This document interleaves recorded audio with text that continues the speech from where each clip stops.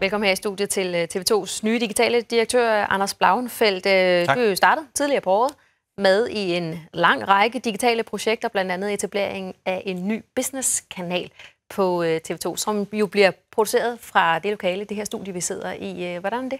Det er rigtigt. Det er jo et fantastisk spændende projekt, som både er en satsning på et nyt fagområde, hvor vi jo virkelig har opgraderet vores redaktion på erhvervsområdet og ansat 20 nye mennesker til at dække det her område, så vi kommer ud i alle kroner af det danske erhvervsliv.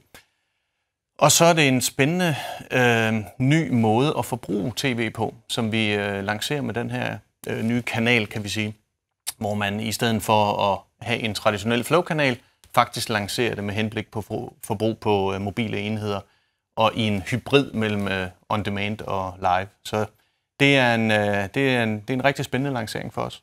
Samtidig så har TV2 jo også stadig Play. Hvordan går det med Play, og hvad er planerne i øvrigt sådan fremadrettet for Play?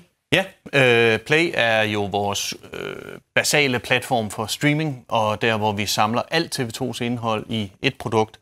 Og det går rigtig godt fremad. Vi har annonceret her for relativt nylig, at vi nu har passeret 250.000 kunder på Play, og der kommer stadig nye til.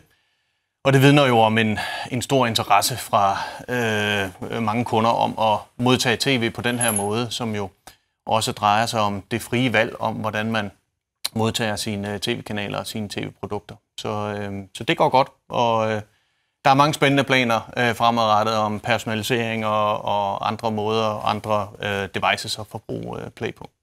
Og med det så er du næsten nødt til at sige et par ord også om TV2's andre digitale platformer, f.eks. TV2.dk. Ja, det er jo det andet store digitale ben, vi har, vores gratis platform på det digitale område, TV2.dk og vores apps, som rammer omkring 700.000 mennesker dagligt på tværs af de platforme, og hvor vi lige har været igennem en stor redesignproces på TV2.dk, og hvor vi løbende udvikler de apps, vi har.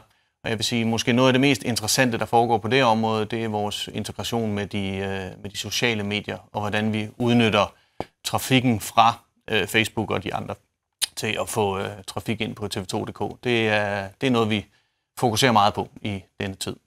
Og så skal jeg lige her til sidst høre, om det er rigtigt forstået, at din efterhånden lange karriere inden for teknologi og medier foreløbigt kulminerer nu med, at du altså er med og er inviteret til at optræde på den her prestigefyldte Copenhagen Future TV Conference, som altså er den 8. juni. Ja, foreløbigt kulminerer nok lige så meget sagt. Jeg vil sige, sagen er jo egentlig, at vi sad i direktionen af TV2 her for et par måneder siden og havde lidt en diskussion om, hvem tager chancen den her gang. Og den tabte jeg så, og må ligesom prøve at få det bedste ud af det. Ja, vi må se, hvad der sker derovre. Er det et problem, eller hvad? Ja, det er lidt et problem. Jeg kan sige, at ham Claus, der står for det,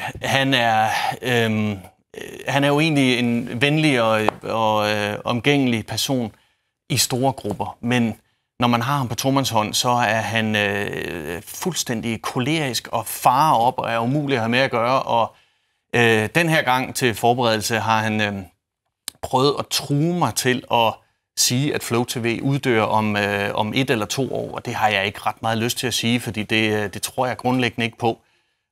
Så med ham er det Netflix, og det er Tesla, og det er alle mulige fremtidsting, som er lidt svært at have med at gøre. Så grundlæggende er det er ikke noget, jeg sådan, egentlig glæder mig til, men jeg har taget chancen og må prøve at få det bedste ud af det. Du må få det bedste ud af det, og så til gengæld svare på, hvem der egentlig er målgruppen for den her nye business-kanal. Er det for eksempel de deltagere, som er med på konferencen?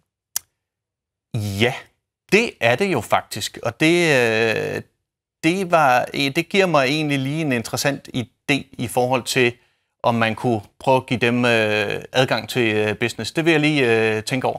Tak for den idé. Tak fordi du kom. Selv tak.